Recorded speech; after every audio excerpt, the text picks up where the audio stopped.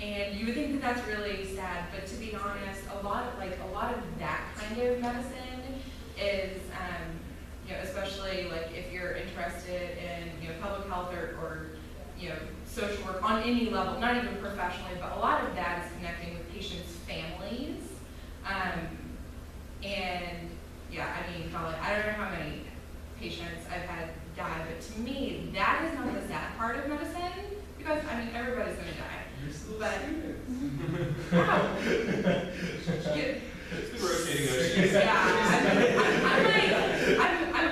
I'm about to graduate. I spent all this year rotating, and even really sad things. Like when I was in OBGYN, we had a patient who was 37 and a half weeks pregnant, and then she came in and we couldn't find a heartbeat. And like those are really tough days. But to me, what's tougher than that is, for example, right now I'm working in the emergency department at UCSF, and it's just seeing how broken our system is day in and day out. That to me is, to be honest, it's more depressing than your 97-year-old veteran who lived a long life and is now to me, doing what you can with your day and trying to you're always seeing people at their worst, right? If they're seeing you, it's because they're in trouble and they're feeling awful and they're probably not in a good mood, and socioeconomics obviously has almost, well, not everything to do with medicine, but a huge part of it. So just knowing that you have done your one little part in this whole system, it makes it a lot easier to know oh, I have this patient who had this abscess because he's skin popping heroin or whatever. But you have done, no, I'm serious, but you have done everything that you can, and that's all you can do, right? So, and what was the second part of your question? How difficult is it to? Oh, I would say, I mean, golly, you can probably I don't know that I would recommend this, but you probably could cold call medical offices and say, hey, I'm interested in shadowing somebody. What might be easier is finding a school that specializes, for example, I go to Merritt University, which is in Oakland, and if you were to contact them or any school like them where they have a lot of official channels set up, even if you're not one of their students, they probably would be able to lead you in a direction to find shadowing. Although, to be honest, I would much more recommend working than shadowing. If you're working as an emergency department tech or a scribe or a medical assistant, if you think, or if you have a good idea that that's where you want to go. Also, medical programs are looking a lot more for medical work that you have done in shadowing. Yeah. Okay. Thank you. So I'm on the path to be possibly a PA. Mm-hmm. But I'm really interested in neuro. So, and right now I'm volunteering at John Muir with the department. So I'm around all that, and so I mean, obviously we talked about PA and shadowing and all that stuff. So as far as work in that field, what do you suggest as any experience in making money? So to be on, one of my good girlfriends who graduated the year before me from PA school, she is a neurosurgery PA at Highland Hospital in Oakland. I would say, if that's if that is what you're sure you're interested in, definitely, to be honest, even if you're on Craigslist looking for jobs, looking, for front office or medical assisting back office, that's great. But almost everyone I know from PA school who was absolutely positive that they wanted to go into this one specialty before school, by the time you rotate through everything, I did 2 specialized dermatology rotations because I was sure that was what I wanted to do, and those 2 rotations taught me that dermatology was really boring. So, even though neurosurgery is great,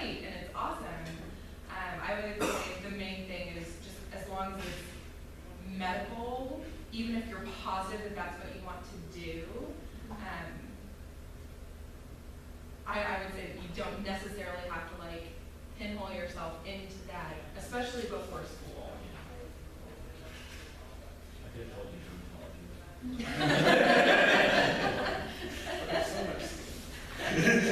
I mean, there are a lot of really cool things about dermatology, but we can leave that. I know that you said that shadowing is not as useful as working, but you know, to use shadowing just to get an idea of what maybe that specialty works with and things like that. Are there certain types of doctors who can't shadow? Because I have a strong interest in psychiatry, but I don't know if a psychiatrist would really find it appropriate for me to shadow in, let's say, a mental ward in a hospital or something like that. Right. So for that, what I would say is once you have reached the point in your training where you're actually doing rotations, yeah, and I would say probably psych is one of the few things that you can't really go in on a lot. You can like mental health in general you can, but obviously like people's one-to-one sessions are a lot less likely. I would say really, you know, getting accepted into school, getting through school, that those are much higher on the priority list than like once you have done all of that, then you can figure out what you're interested in. Yeah, yeah. That's so doing something is more important than doing some specific thing. Yeah, yeah. Just from my personal experience. I have a question. Yeah. Could you possibly compare and contrast the lifestyle of a PA versus a physician? We get more sleep. No. Yeah, that's so actually in undergrad, I don't know if it was you or somebody else asked what made me go PA over RN, but I actually, in undergrad, I was pre-med because my whole life had known that I wanted to go into medicine, but then I was thinking about what kind of lifestyle I wanted. And, you know, there are PAs, like I know surgical PAs who work, you know, 80-hour weeks and, you know, they make $250 a year or whatever, and so you can do that. But for us, so there's about one less year of school, like classwork. So, especially is it 3 years now? Hmm? Is it 3 years now? Yeah. So I started school in 2012. I graduate next month. Woohoo! So also like with, you know, student debt is like this huge hot button issue now, even though I guess it always has been. But even, you know, 1 or 2 years less, you know, it can make a difference of hundreds of thousands of dollars in terms of tuition. Not to mention you get to start working earlier because, you know, residents make what, like the same as a waiter or something. And so regarding scope of practice, they say roughly that PAs do about 80 to 85% of what MDs do within our scope of practice. I mean, that's not to say that you can't subspecialize because anything that an MD specializes in, a PA can specialize in. So our training is shorter, your medical education is cheaper, and also at the end of the day, so even though you see your own patients, you also are associated with an MD. So our malpractice insurance is only like $600 a year as opposed to MDs who have like tens of thousands of dollars malpractice insurance per year. So that's one thing is you have to be fine with, even though these are your patients and you take a high level of responsibility for them, legally, the buck does not stop with you. So you also have to be sure that you're fine working with a supervising or partnering physician. If you want to be like the end all, be all, you know, your way or the highway, then I wouldn't do PA. But like for me, all I wanted to do was practice medicine, and this was the best way for me to do it. A lot of practices, PAs aren't on call nights and weekends, which is another reason why I chose this.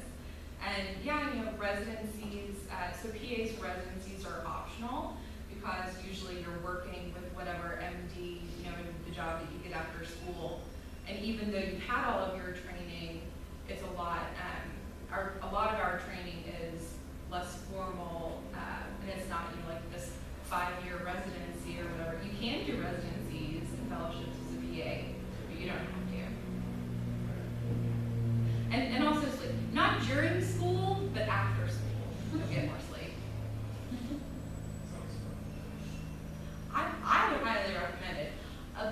like if a bunch of the MDs I talked to when I was working in different specialties, when I was in undergrad and just trying to get a feel for what I wanted to do, like almost all of them said, you know, oh, I wish I had known about this. It didn't exist really until relatively recently. Yeah. So the whole field is only like 50 years old. Right. But for the last like 2 or 3 years running, I think it's Forbes or something, PAs are the #1 job to have in the US. Not that I'm bragging. I have one question. Is it, I heard that you can apply to PA school with MCAT. Is that So there are some PA programs that additionally accept an MCAT, and if you have exceptionally high MCATs, like I took the MCAT before I transferred over to being pre-PA instead of pre-med. I would say, so no PA schools are going to require the MCAT. Yeah. You know, they all require the GRE and, you know, and those kinds of things. If you have a really high MCAT score, then you can add it, but almost no one I knew, like, well, nobody went out of their way to take the MCAT. You would still have to take the GRE if you did the MCAT. Yeah, everywhere you have to take the GRE, even if you've, like, killed the MCAT. And that's the only exam you take before. Is there another specialized exam for PA school? No. So everyone takes the GRE, and I'm trying to remember. It's just a standard, none of the Yeah. specialties? Okay. Yeah, you can just take the standard. I mean, I would, you know, go to the website of any of the programs that you're looking at, and there are like about 4 programs, PA programs in the Bay Area who are planning on staying around here, and each of them is very slightly different. Like, I think Stanford, you have to have worked full time in medicine for at least like 1.5 years before you can even apply. You know, all of their requirements are very slightly different. Okay, well, I think we have to wrap this up, but thank you for your questions. Thank you to our panelists.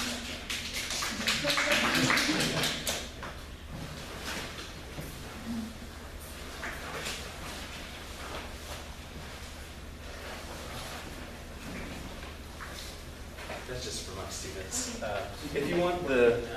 Let's hear from you, some. collaborate. Yeah, do you want